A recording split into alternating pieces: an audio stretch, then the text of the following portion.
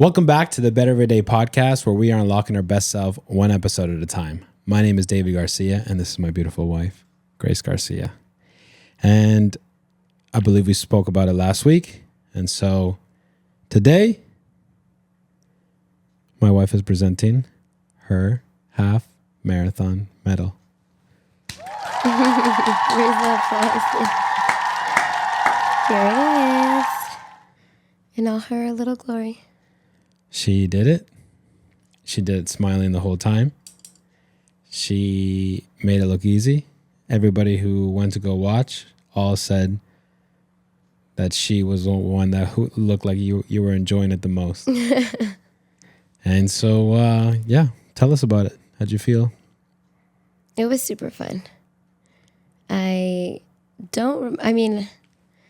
always have said I have like fish brain. Mm-hmm. But I don't remember struggling. The last, I want to say like mile and a half, maybe 2 miles, I do remember being just like, oh my goodness, I want to get this over with. Like, where's the finish line? And so I just started booking it. My heart rate was not healthy. Like I just gave it all I got. But even then, I don't remember like having a thought of saying, oh my gosh, this is hard, or I want to give up, or why did I sign up for this? Mm-hmm. Like, I genuinely enjoyed the whole process. I loved seeing you guys halfway. That really gave me like a boost that I needed. The little orange slices was like a little boost, like pick me up that I needed. What orange slices? So a bunch of people from the community or like spectators gather around and just start offering new things. And so one of them was orange slices. And I didn't take anything, like even from the volunteers of the marathon. I didn't take anything for about 7.5 miles. Mm-hmm. I was just adamant of just like you trained, Grace, just like you trained, like don't change up anything. But then the oranges, it was the first time I saw oranges about like 7.5. And I'm like, those look really good. Were they already peeled? Yeah. Oh, okay. So you just had to, the first ones I got were like the half, like the little, just one slice with like the peeling. So you just had to like stick in your mouth and then throw the peel away, if that makes sense. Oh, like so they were like oranges. They weren't tangerines. No, the second time I got one was a little tangerine all peeled. Okay. But the first one was like a little sliver with like the peel, if that makes sense. Yeah, that would have sucked if like they're giving away like tangerines, but they're not peeled. No, and so I you're didn't running see that and peeling at the same time. Yeah, I didn't see that at all. And when I had the orange, it was like so refreshing and it was so good. Mm-hmm. And I was like, oh, okay. Like maybe I'm past the point of like my body's not going to feel bad for taking something new. And it's orange is relatively healthy. Yeah. So then I was like, all right, let me get a Gatorade next. Gatorade. But that was lukewarm. So I was like, wrong choice. I like took 2 sips and threw it away. Uh-huh. And then mind you, I had like electrolytes and I had like leftovers, so I wasn't needing drinks. And then the last 2 miles, I got another tangerine that was fully peeled. Mm-hmm. And then I saw like people were giving mini donuts away. And I was like, oh, I'm almost done. Let me have fun with it. So that was like the last 3 miles, I started like clapping people's hands because I was like pretty, not serious, but like just focused, not really engaging with the crowd. And then the last 3 miles, like when I had my tangerine and stuff like that, I got like a little donut and then I was having fun, like hand clapping people. And just like when I would hear music, I'd like party with the people who were like dancing and I was having more fun with it because I'm like, okay, I'm almost done. Like I'm going to end. I'm not worried about it at all. So it was super fun. It was super fun. What was your favorite part about it? I think seeing you guys for sure midway, it was awesome. It gave me like a pick me up that I really needed. And just proving to myself that, dang, I'm a little better than I thought. Yeah. Yeah, it was, you left, or you didn't even sleep over the night before. You slept at Nancy's house, or Nancy's sister's house. And so I had to wake up early, get the kids ready, get them fed, and then Carrie and Micah came with us. and our plan was to be there around 7. And I was trying to catch like all the marathoners, but by the time that we got there, they had already passed the point. And it was going to be too hard to go up and try to see them and then come down to see you. So we just like stuck around and waited for you and Nancy to come by. And so we went to the beach. You came by, and Nancy's family was there as well. And we all started cheering. I honestly thought you were going to cry. It was a little disappointing that you didn't. And then I'm like, okay, maybe at the finish line. Because you had been telling me like, oh, I think I'm going to cry. Like, this is like something huge. And like, I never thought. But you were so happy to see us. We recorded you. You recorded us. I ran with you for like, I don't know, 20, 30 seconds, whatever. And you didn't know at the time, I guess, your pace that you're going at. But I was like, what are you trying to do? Because you were, according to the Long Beach Marathon app or the website, it said that you were running at like 10:14 or something like that when most of your training was done at like 11:30, 12. And so I'm like, what are you trying to do? Because you were like, you had this chip on your shoulder before, like, I want to beat your time and blah, blah, blah. And so I'm like, oh, she's actually going for it. Like, okay. But it was so exciting to see you. And then a couple minutes later, we saw Nancy, and we all started cheering at the top of our lungs. And homegirl started crying. And then her mom started crying, which was such a beautiful a moment.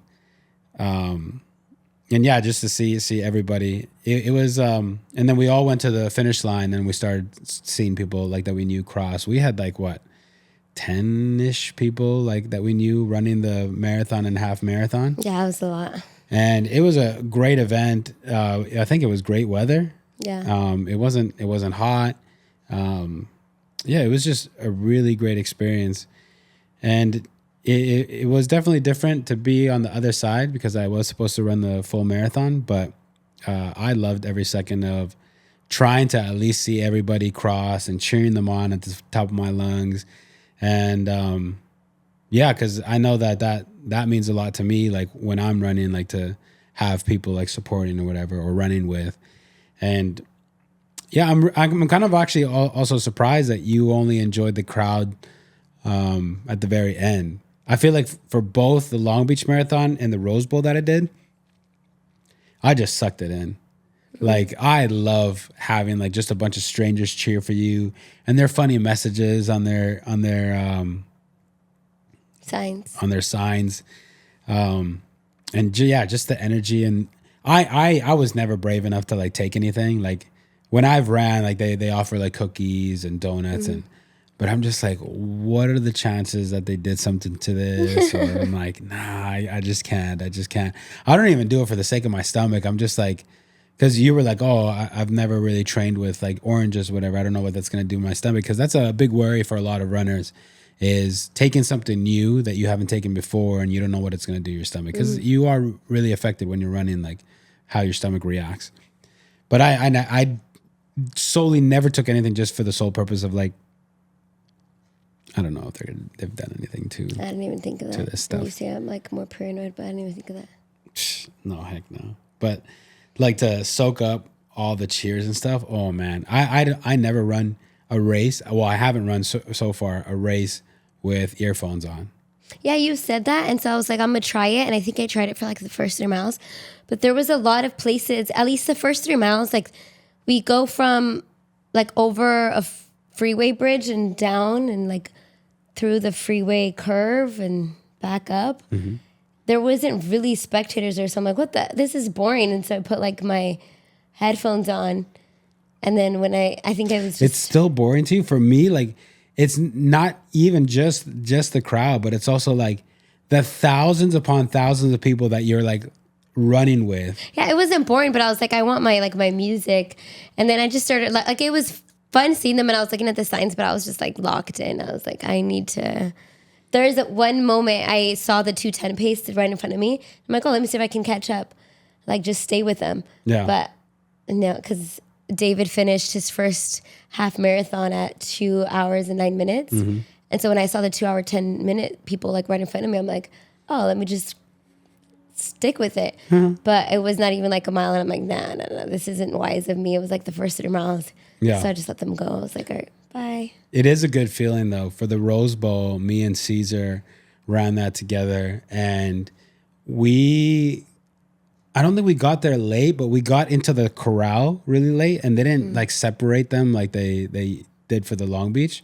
So we got put in the back, and we were starting with the people that were like doing a half marathon in like 3+ hours. Oh, wow. But it was really cool, like running the whole thing and seeing like, oh, I just passed a 3-hour pacer, just passed a 250 pacer, I just passed a 240 pacer. Like that part is really cool. And one of the things I was confused about, because I mean, mind you, it's my first one, and so the corral is like, this is probably super stupid of me, like saying it out loud. Like, I thought each corral had their own pacers in there, if that made sense. No.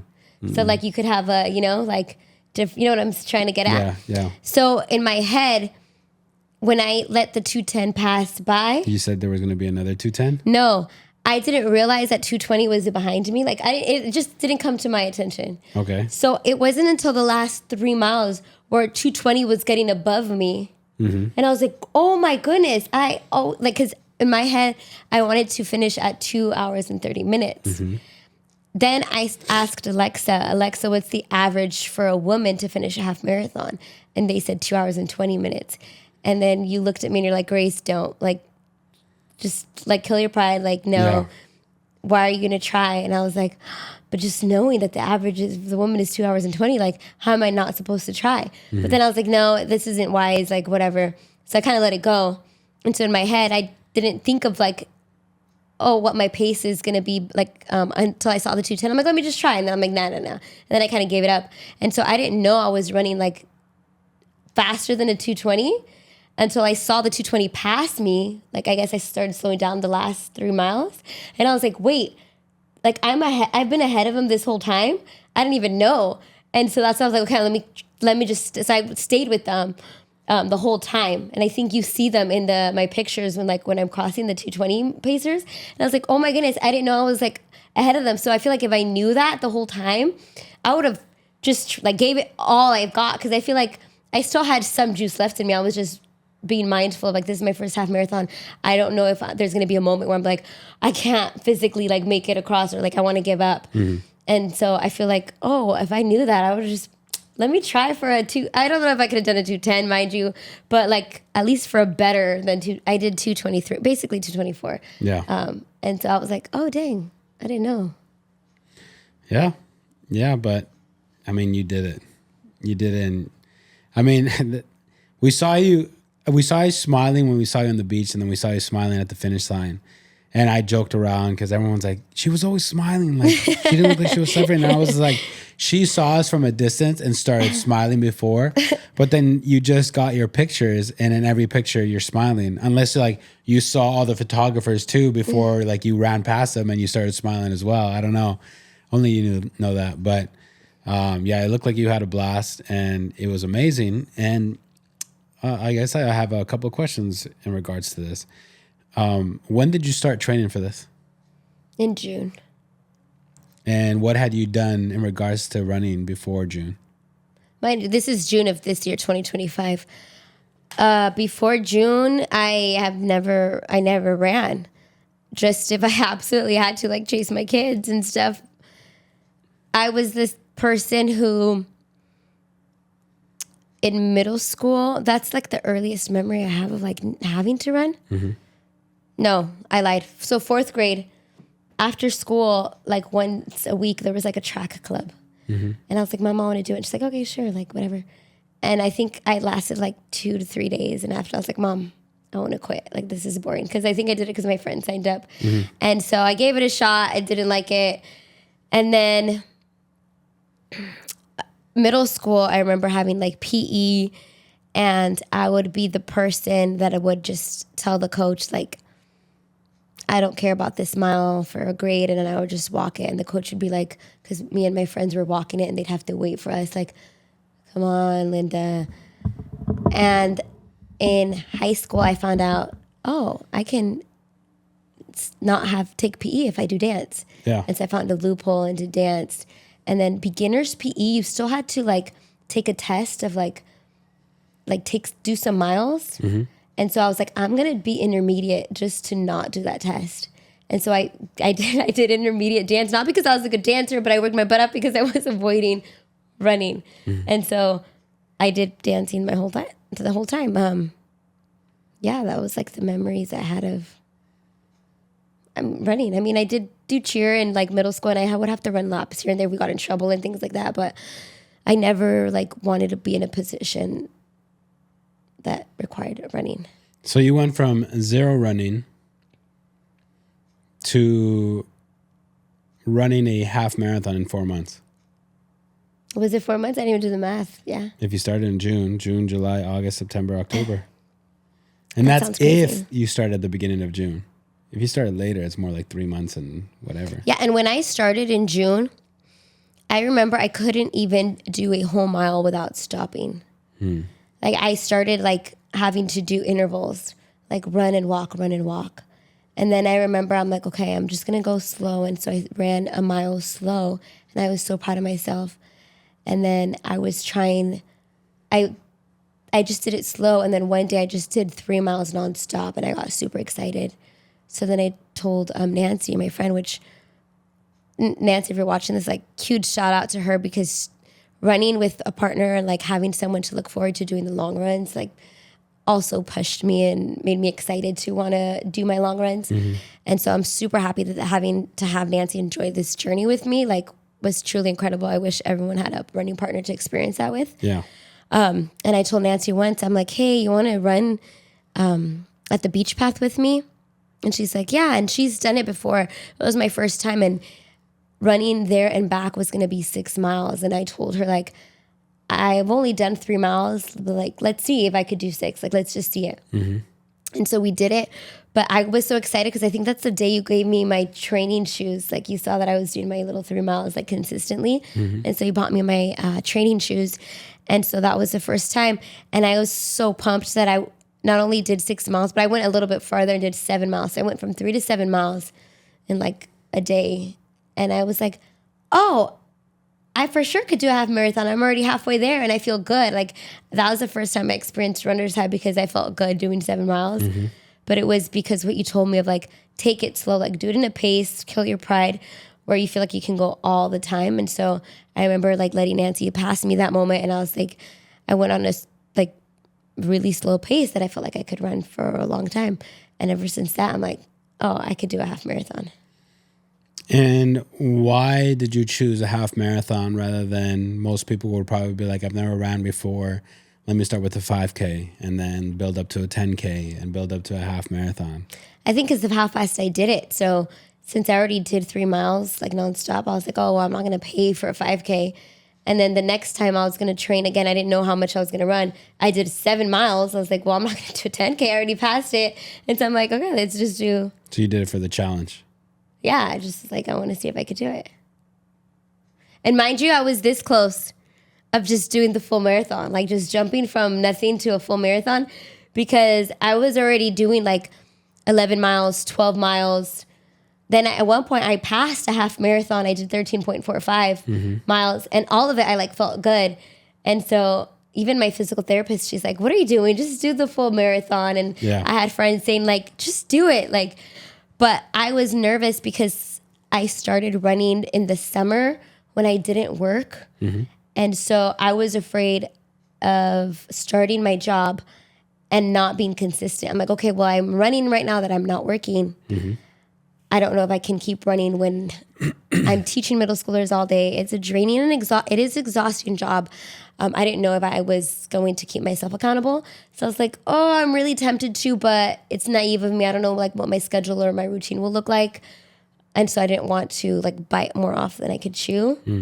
So I was like, no, let me just be wise and not do it. But I really wanted to at one point.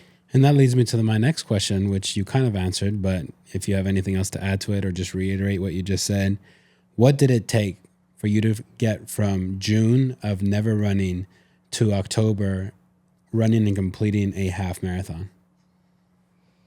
Killing your pride and starting slow. A lot of people are like, oh, I can't run a half marathon or a mile or 2 miles without stopping. And it's probably because you're going faster than you should. And so if you feel like you can't, you're going too fast. Yeah. Like everyone can run. You just have to slow down.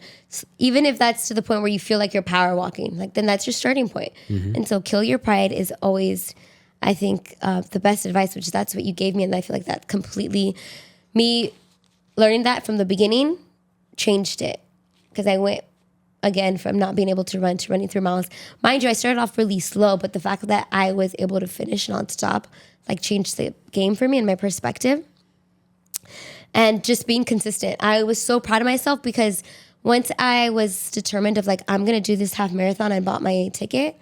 I asked ChatGPT for a running plan and I stuck to it. There was not one time where I didn't run where my training thing said to do it. Once when I got sick, I think.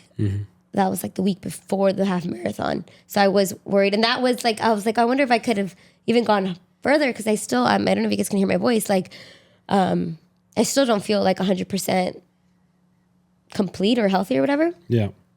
But that was one thing because I knew that if I stopped once, that just gave, it's not even like a physical thing, it's a mindset thing. If you just allow yourself one day off, you already allowed it in your mind. And so it's easier for your mind to let yourself then lose another day and another day. Like it's just a mental thing. And so I told myself, no, this is just something you don't do because I know if I gave myself the permission, it was going to set the precedent of, well, I'm tired and you already did it for this day. And so I just stuck to it. And so that really helped me too. Just a mind thing. Like, didn't matter if I got bad sleep. It didn't matter if I didn't have a running partner. It didn't matter if I had to do it because I do get really like sketched out. And so I was going to do it Sunday evenings where the sun beat down and it was after church and I did not want to do it. Like those were like where I'm like, oh, and I would just come after church, change into my clothes, then relax because I knew like the hardest thing is to change into your clothes. And so I would have my workout clothes, relax, and then just do it. And I would tell myself like, if I can run in this heat, this exhausted, then come fall, I'm gonna feel super duper good. And that's what I just kept telling myself. Like, I am training myself so that it could be easier. And it did. Like once the sun started coming out, because people started complaining that the sun was coming out half marathon, like the last few miles. I didn't even think about the sun because it did not compare to like the heat that I would train in. Yeah. So all of that, I would just tell myself like, it would be worth it. It'll be worth it. So just to break it down into points, it was kill your pride. It was time organization. It was wisdom. It was discipline. It was determination. It was training to be able to get stronger and to be able to endure hard situations.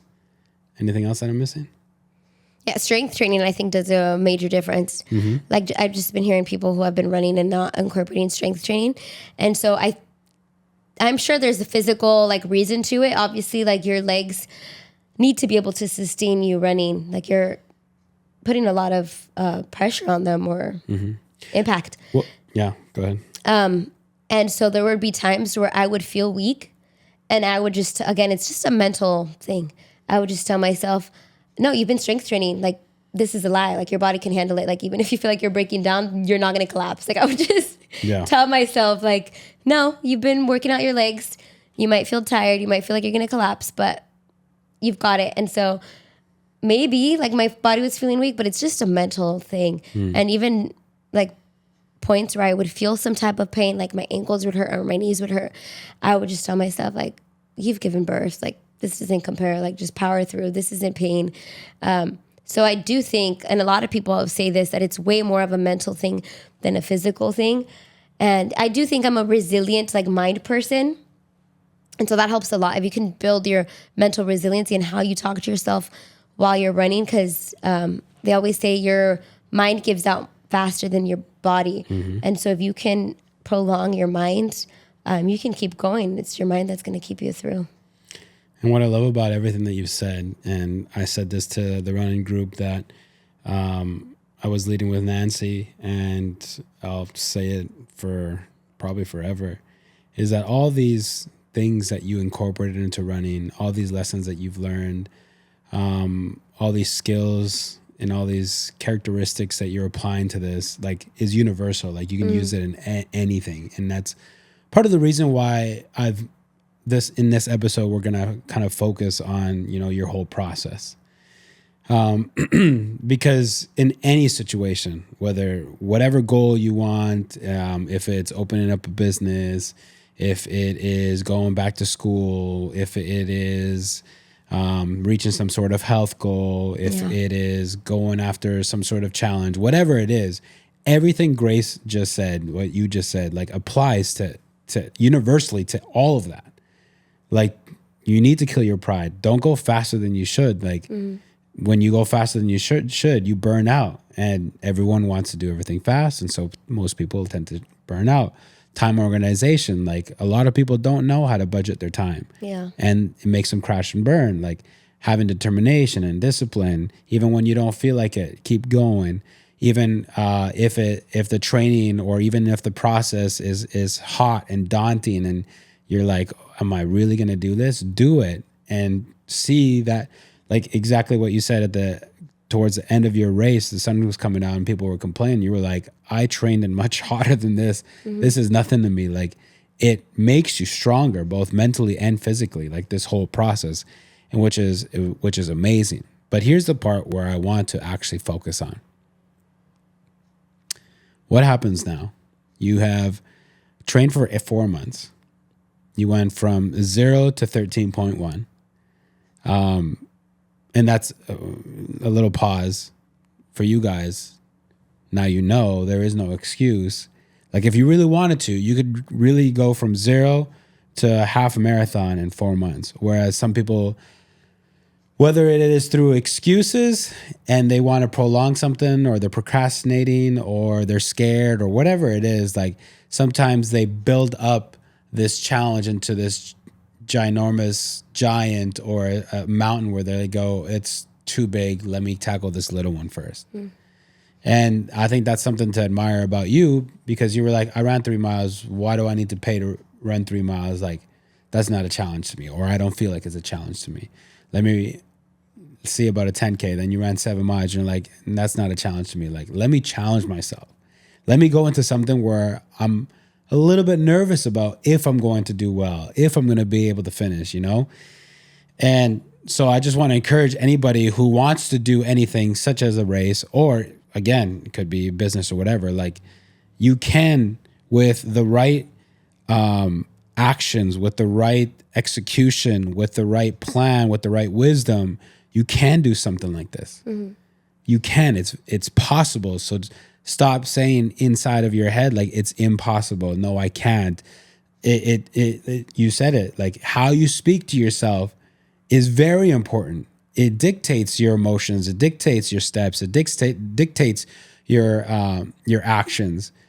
And so you need to have this sort of belief and this faith that I can. And after I can, the belief that I can, it's I will. Now it's all about the actions. And so I just want to encourage you guys, it's possible. Whatever it is that you think is next to impossible, like, it is possible. Yeah. You just need the right steps. And Grace gave you a good chunk of all the steps. So, but where I want to actually focus on for today is what happens now. You went from June to October, 4 months of training, doing something that you never did before, challenging yourself. Maybe you were a little nervous at the beginning, but you did it and you passed it with flying colors. You beat your goal. You crossed the finish line. What now? Well, the day after I bought my full marathon ticket, I was like so excited. Wait, say that again? The day after I bought my full marathon. The day after what? The day after my half marathon. I bought my full marathon ticket for the LA marathon. So I was super excited, and I'm like, all right, let's see what I'm made of. Like, let's truly test my mental capacity. And so now it's training for that. And I'm super excited. I'm like, I don't know if it's being naive or mentally challenged. But yeah, that's what's coming up next, which would be crazy because that'd be like not even a year in my running journey. The reason why I bring this part up, and this is where I want to focus on, is because I feel like a lot of people have a goal in mind. It could be whatever. It could be, I want to buy a house. I want to start a business. I want to buy a car. I have this dream. I want to do a marathon, whatever it is. And let's say that they work at it and they end up crossing the finish line. There are some people that put this goal on a pedestal and they make it all about this goal, and they lose focus on the process. And so when they reach this goal, the what's next for them usually becomes a level of complacency where they go, I reached it. I got to the level that I wanted to get to. What happens now? Well, I relax. I did it. I worked hard for it. Now I get to just relax here, and I don't know. We'll see. Whenever I get the feelings to do something else, we'll see. And I feel like that the what's next is very important to focus on. Not for the sake of you don't deserve rest, and not for the sake of you don't deserve to recover and all that stuff, but for the sake of what was the point of the goal? Was it simply just the goal? And when I ask that question, what comes to mind to you? Like, what was the point of running a half marathon? Was it just about running a half marathon? No, I think how you said, for me, this topic goes much more than just running. And as you were talking of, going from not running to running the half marathon and then now the full marathon, and how people just settle with complacency, that has never been me. I've, even with like my education, I knew like, okay, once I get my bachelor's, like you're me and you are like, I'm gonna get my master's, and you're like, oh, Grace, and then what? Like, then I'm gonna get my doctorate. It's like, it's just nonstop. Or once I've gotten a raise or job position, I'm like, all right, I'm gonna get another one, and I'm gonna try to get more money, or like. Where does that come from? I think for me, and that's where he said, like, what's the purpose? I just want to know, like, what am I made of? Like, what is my limit? That's always been something that I'm curious about. Is there a chance that the what am I made of is also mixed in with what has God placed in me? For sure. I'm like, I do not want to not reach my potential. And so I do think it can come from a little fear of like, am I enough? Or for sure, I think there's negative aspects. And that's why it's so important to check yourself, not get value from it. But for me, it's always just been like, what is my maximum? Even when it came to like giving birth, like I wanted to know, can I not have drugs? Like, can I endure the maximum pain of childbirth? Like, no, okay, then it would have been no. But it's like, can I? Like, I want to see, like, until what point is my reaching level, which probably sounds crazy, but I just want to know, like, God. And I think this is important for everyone. Like, God made us. And if we truly believe that God made us in his image, with the calling, with the purpose, then we'll be able to reach it. And I've always been a believer that knowledge is power. And so when I got pregnant with my firstborn, I remember just reading a bunch of books about pregnancy, labor and delivery, and they were instilling in me, like, we were made for childbirth. And so the hospitals and science makes us think like we need to be in a hospital, like we need to be medicated, like we're fragile, like something's gonna go wrong, as if we're not made for that. And it's like, no, the reality is my body without anything knows what to do. I don't need anything else. And so I just see it in that way. Like, no, my body was meant to be moving. Like my body was meant to be healthy. My body was meant like to run. Like if you think about like the Stone Age or whatever, like hunting, gathering or whatever, like we were supposed to just like be how the Greek gods, like statues, like, you know, like the idea of like strength and stuff like that. Like, I think that's how like God imagined us. And so I know it sounds like, again, crazy now, where people are like, why don't you just take the epidural? Like, oh my gosh, why do you put yourself through that? It's because I want to see what God made me to be. Like, what am I capable of? Yeah. And I would hate to leave this earth knowing like I didn't tap into my potential. Like, there's so much more for my life, but I was afraid of being uncomfortable. I was afraid of the inconvenience of it, not knowing like, dang, like what does God have for me in store? And it's on the other side of sacrifice. There is, I guess I would call it a fear, but I wouldn't call it an unhealthy fear. But there's like a sort of fear in me, and I've told you about it. I've told a handful of people, and I told somebody else on Sunday. There's a fear in me that I'll be 80 something years old on my deathbed, maybe 90, whatever God chooses, but that I'll be old in age and on my deathbed, and I reflect on my life, and I reflect on my life here on earth, and I go, God created this big, beautiful planet, and I saw none of it. That I didn't get to travel, I didn't get to see the wonders, I didn't get to see the beauty, all the beauty that God created, all the different cultures, all the different scenery, like just taking it all in, right? And in the same way that you just were talking about it, it also made me feel like there also is a fear in me as well. And I guess like a healthy fear of, in the same way, being in my deathbed and reflecting, I'm like,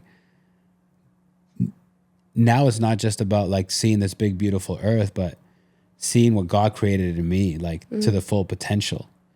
And I'm like, what if I'm that age and I go, I never got to see everything that God placed in me, you know? And I feel like that should be a driving factor. Like there's something special put in all of us. And to be on our deathbed one day and just that realization comes up, like I didn't do my best. I didn't squeeze all the potential out. Like God placed something amazing in me and I only reached 50% of it. Mm-hmm.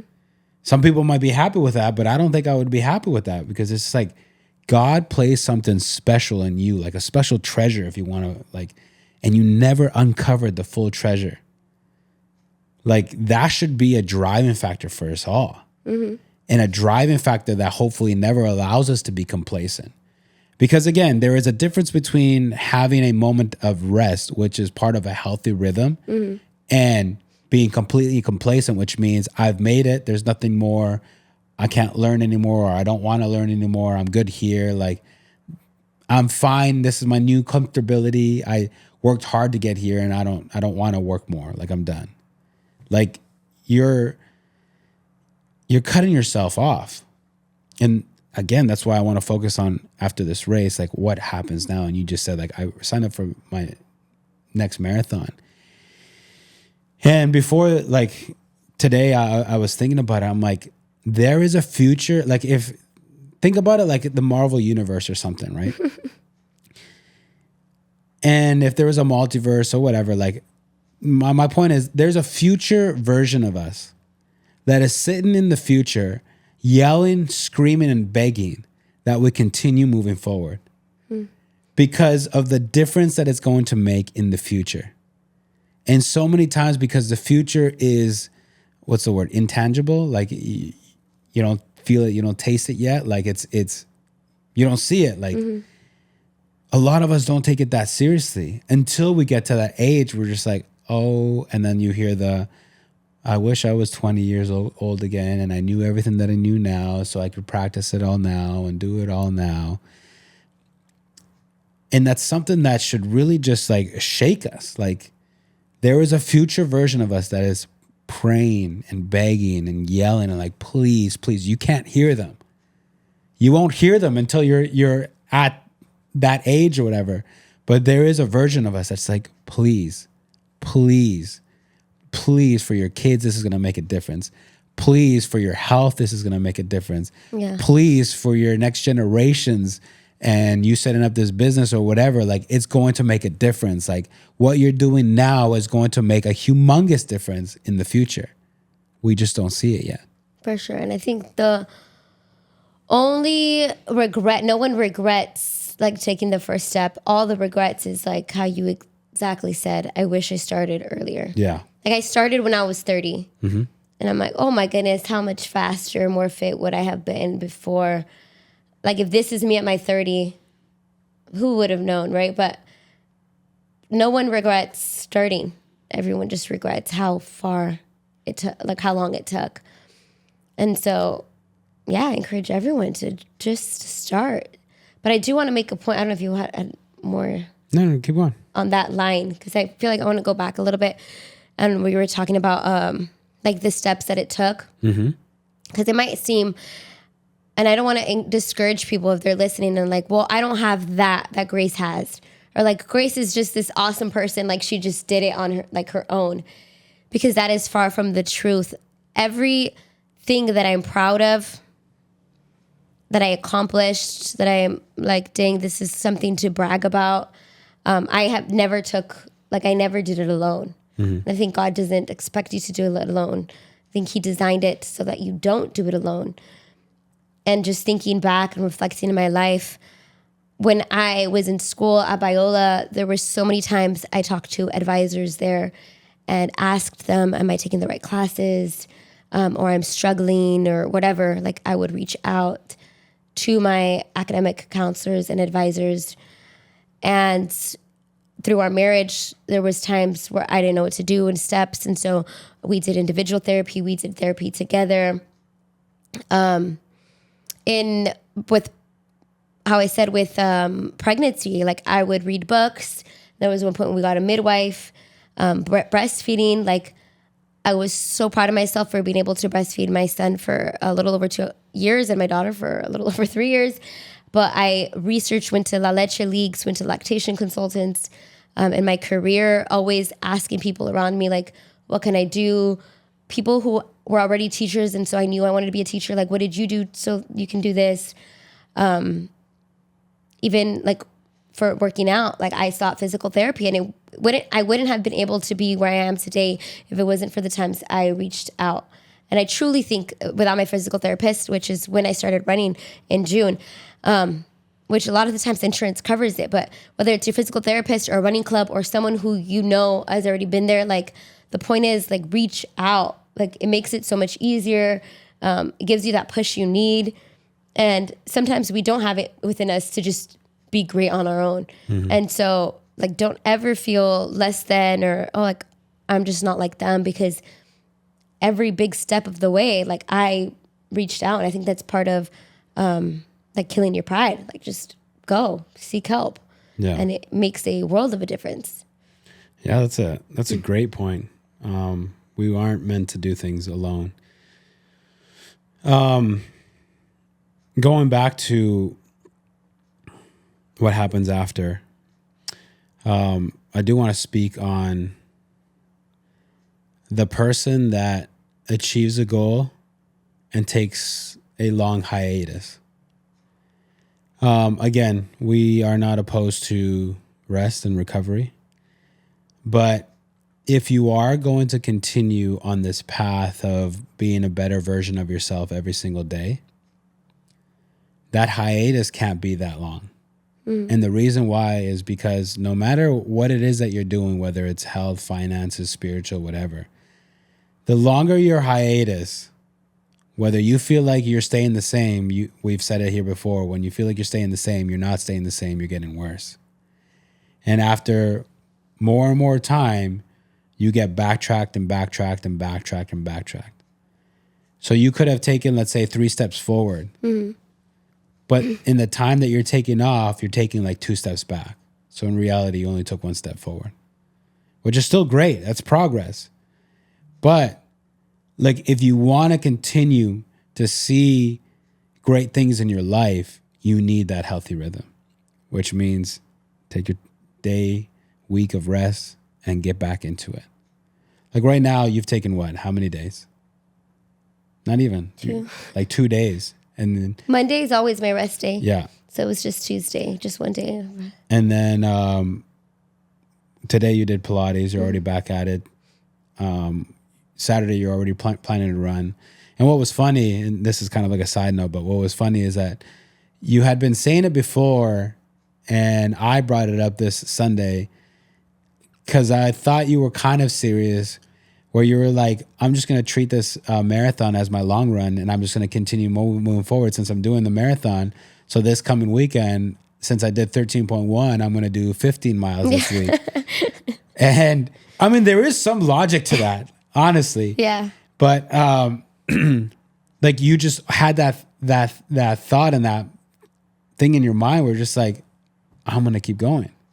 Like I'm going to take my time of rest and then I'm back in it. Like, and I think that's so important, is to have that healthy rhythm. And then I also wrote something that I want to read. And it says, you grind for months, chase this huge goal, let's say a marathon. You cross the line, you feel on top of the world. And then what? You chill, you coast, you let off the gas. That's where most people lose, because the real work isn't in crossing the line. It's in who you become after it. Anybody can have one great moment, but legends, they keep showing up. And I think that's so important of this process. Again, people put this goal on a pedestal and they just focus on the goal. And it's that same, almost the same analogy that I used about focus. Like you're now looking at your goal through a microscope and that's all you can see. But you haven't taken the time to pull your head away from the microscope and see the bigger picture of like the process. Like during this process, I saw a change in you, where at the beginning, yeah, you were running out of pride. And granted, like you didn't have the knowledge, you didn't have the wisdom of how to run properly or how to like start or whatever. And so I kind of caught on after when you were like, you had this face of like, this is too hard. And I would see your Strava and I'm like, you're running pretty fast. Then I got your heart rate monitor and that helped you dial in. And you killed your pride that day that I think it was that morning. I was like, you just find a pace. It doesn't have to be as fast as you've been running. Find that pace where you feel like you could run forever. And I remember that day you came back and you're like I felt great. It was awesome. Like you came in. I think that was the day that I feel like you fully jumped the line and you were like, I'm a runner. I feel like before that you were like, kind of like, I'm going to try and this is freaking hard, but like, I'm not too sure. But that day you came back and I feel like it was almost like you turned from a caterpillar to a butterfly. Like, I got my wings. Like I'm ready to go. Yeah. I'm flying, you know?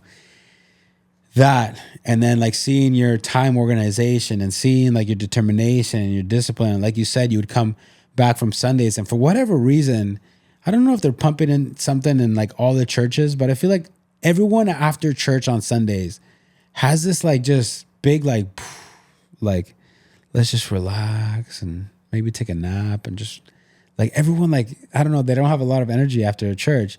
And so for you to come home, like you said, change into your running clothes and then get out there in like the middle of the summer when it's freaking like 80 something degrees, sun beating down and you were still doing it, tired and exhausted and you still had stuff to do. Like you were becoming through that process. And a lot of people miss that. Again, they have like the goal as their sole focus. Like, I just want to get there. I don't care how I get there. I don't care what I do. I'm going to do it. And when I get there, I'm finally going to be able to just plop down and be like, oh, I did it. But then they don't like soak in like a sponge. Like the whole process is teaching you who you are.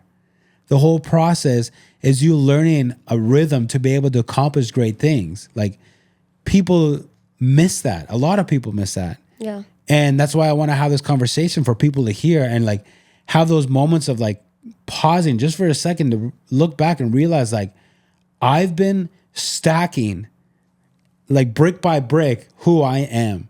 Like this determined person, this disciplined person, this wise and really good time management person, like this person that will lock in, this person that will do hard things. You're building brick by brick and you're building this thing. And just like take a moment to like realize like after you reach this goal, like there's so much more you can accomplish now because the goal was simply just a stepping stone. And I think that's again, and when we do these things, regardless of whatever arena that you're in, like all these things become universal. And in whatever space you choose to conquer, you can conquer it because of all these things that you've built and have been unleashed in you. Again, about the potential and the specialness that God has placed in us. Like we're realizing that little by little, like, wow, we're squeezing this juice. Like we're getting to see almost the world within, you know?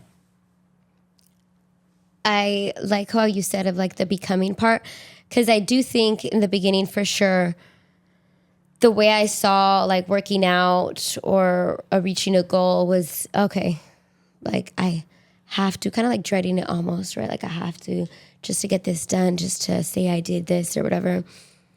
And it wasn't until, I think about that time period. And then I went to a women's retreat in Palm Springs. And I was like, I'm going to run. Like, that was my first trip where I was going to see if I took it as, well, this is kind of a little getaway, a stop, or... Yeah, like a little bit of complacency. Yeah, or, okay, I have this goal. Am I going to continue through? And I think if I missed that opportunity, I wouldn't have... Again, if you set the precedent... It's so important because it sets a precedent and the tone for the rest of like what's to come. And so that trip, I was determined, like I knew myself. So I was like, Nancy, like we just started, but like we have to keep it up. Like, do you want to run with me? And she's like, yeah, let's do it. And so we did it. And I think I enjoyed it. I loved the person I was becoming of waking up early. Yeah, and we were exhausted. Like mind you, we were going to sleep at 2 a.m., waking up at 6 a.m. in Palm Springs heat. Like, it was no joke, but we did it. And I just loved that feeling of like, I'm badass. Like, like I could do things like this, you know, and feel confident and cool. And so I started seeing, because I was for sure the person of like, oh, it's vacation. I don't have to do anything. Yeah. Yeah. And that's not, like you're basically saying, I don't enjoy this. Like I can't wait until I'm on vacation because I don't have to do this. Yeah. And so your whole perspective is kind of like if you're miserable at work, you're just living for the weekend, where you can't enjoy the process because you're just thinking about the other part. And so I was super proud of myself when we went to oh my goodness, what is it called? Bass Lake. Yeah. And I ran Bass Lake. I could use it as an excuse, like it's family time, whatever. Legoland. I ran at Legoland. And I think all of those intentional moments led me to where like now I'm like looking forward to running on the cruise, where I'm like, oh, now I get to run there, and we're going to have a trip planned for Vegas. And it's like, oh, we can run there too. And knowing that this is a lifestyle. I know it sounds cheesy because a lot of people say that when they like doing a diet or working out or whatever, but like not looking forward to just the break because, oh, you just can't wait for it. Like that's a horrible way to live. Like you genuinely don't enjoy the process. Yeah. And you're just miserable throughout it. But enjoying like every season, whether it's the summer heat, whether it's the fall, whether you're on vacation or not, I think that's what God has planned for us, and what Paul says, like, or I can be content through anything. And that's shows you like what you're made of. That's how you say like that's a part where you're becoming, that's character building. And so that was, I think, like a huge mind shift for me, because I was for sure that person of like, oh, I have to do this. I can't wait till I don't have to anymore. And now it's like, oh no, this is just what I do. And I think even my mind changed. Like today, I'm not gonna lie, like there's moments of weakness all the time. I was thinking like, oh, I should maybe take the whole week off. But then thankfully I have to pay for Pilates, like whether I like to or not. And so I'm like, dang, that's expensive. I'm gonna do Pilates, and then, well, might as well run. Like they're not long runs. So I'm like, okay, I might as well run. But today Pilates, it was hard. And there was a moment like where I like am shaking, and the instructor's like, make it shake. And sometimes I like, it's so uncomfortable, you just stop shaking. And today I didn't stop in those uncomfortable moments where I was shaking, I was just like, Grace, the marathon probably might hurt more than this. Like, you better like feel this, know it, and be ready for this. And just like mentally prepared for that. Like, okay, everything I go to, I said I might have to start like treadmill running, which is horrible. It's not fun.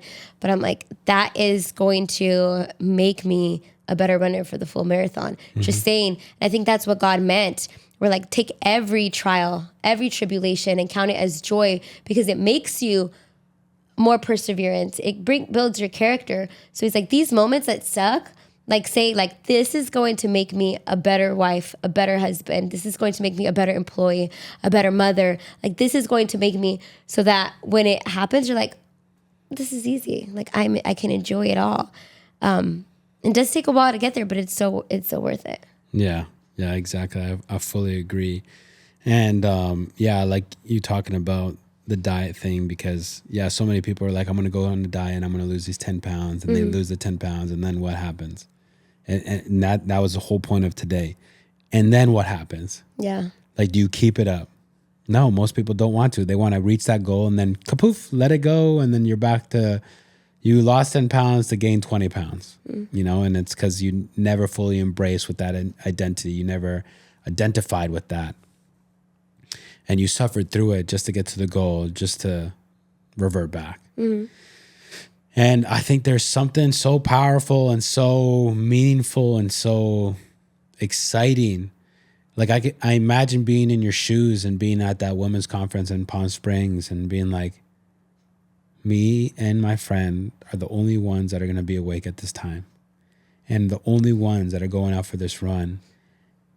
And just like soaking in the fact, like, I am this person now. Where I used to not be this person. I used to be the person that slept in or whatever, partied hard or whatever the case may be. Like, I am now the person that will wake up at 6 a.m. and go for a run and enjoy it, and know that it's another brick that I'm putting on top of what I'm building. Yeah. And that's such an amazing feeling to like realize the person that you are becoming or have become. Like, that's so empowering. That's like, that makes you embrace that identity even more. And to know, like, to compare the two lives, the one that you used to have and the one that you have now, and just like, I love this one so much more.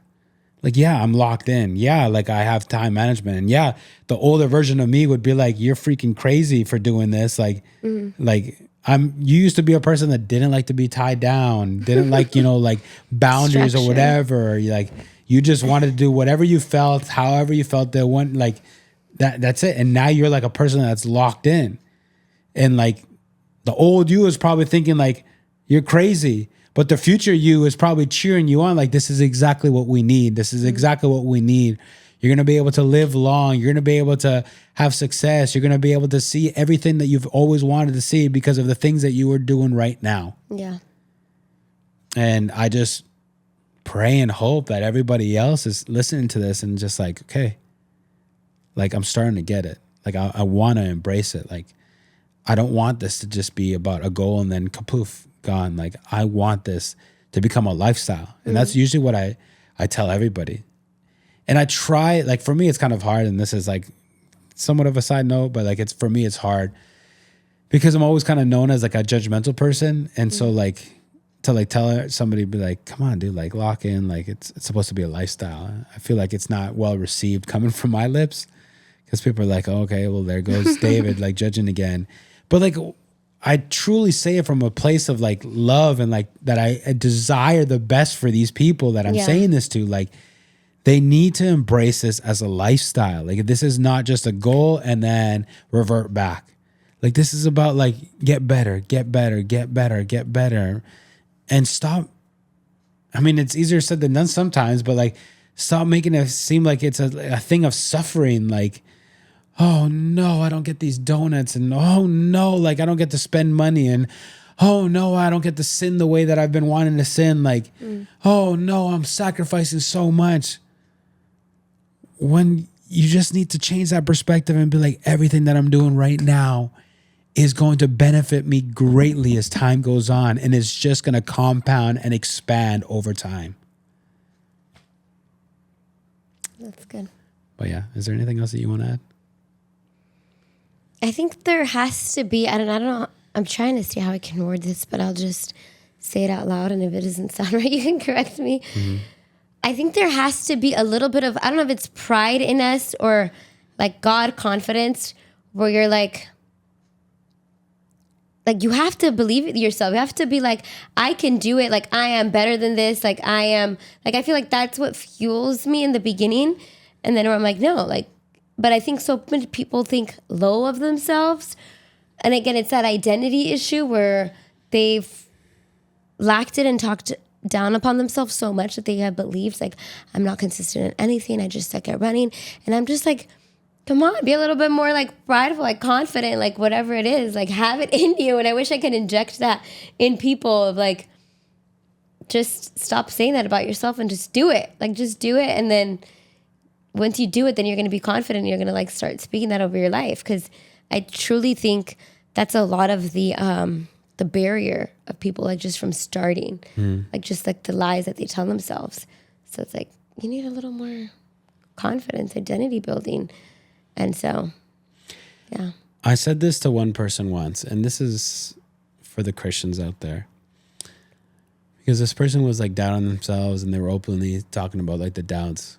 And I remember in that moment, it hit me. And I think it was perfect for that moment, and it might be good for this moment as well. Of if you believe in God, you believe that He made you, created you. And when you have these doubts of, I can't, would it change your perspective to think you're not really doubting yourself, you're doubting God? You're not really lacking faith in yourself, you're lacking faith in God. Mm-hmm. Like, you need to believe and have faith in all that God has placed in you. And there are some people that might see things that are hard and try to excuse their way out. That's just not for me. I'm not made for that. God didn't make me for that. He made me for something else. But again, I think a lot of these things are universal. And I think that you could do all these things. And so, for the Christians, like, take a moment to reflect on that. If you've ever found yourself saying, I can't, I don't think that I can, I'm not that person. Are you really doubting yourself, or are you really doubting God? There's a big difference. I think it's easier to doubt yourself. It's harder to say I doubt God, because you're supposed to believe in God. And if you do find yourself admitting to the fact that I might doubt God,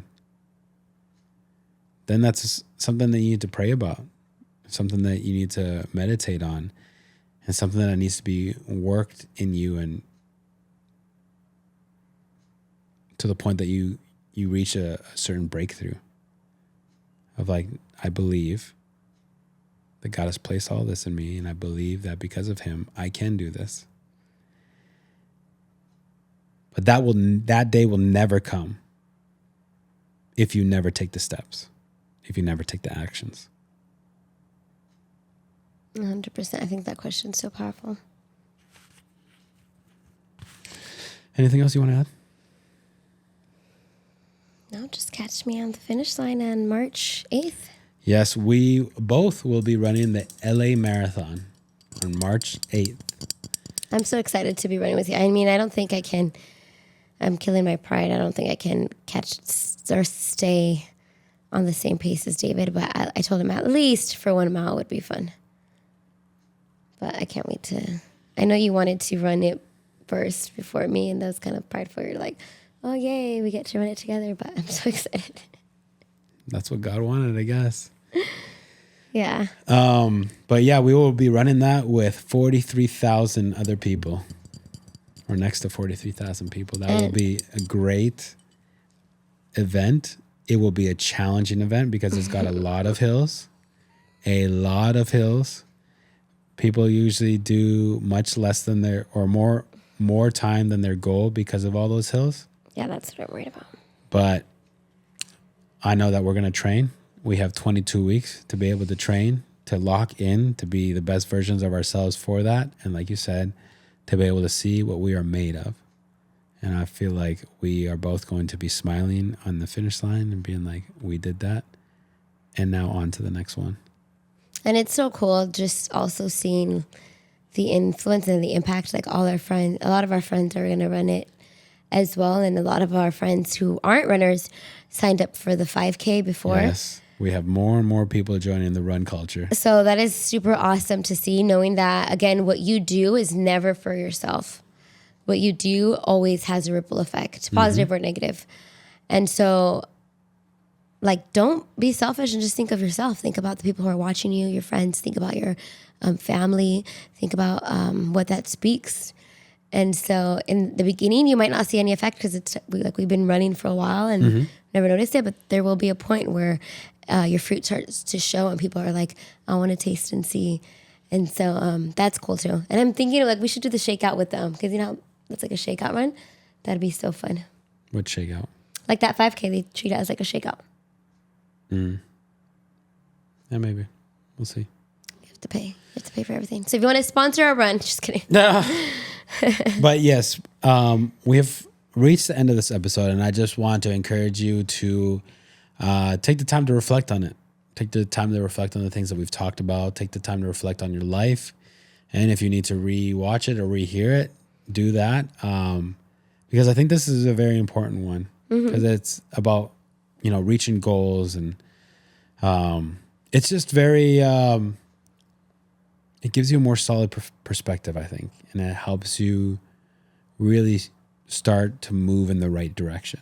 And so, yes, thank you so much for taking the time to listen to this episode. We ask you very kindly and very graciously to like, subscribe, comment, share. If this is a blessing to you, we'll be coming out with our clips as well. So if you guys can repost those, that'd be amazing. But we love you so much. We appreciate you guys so much.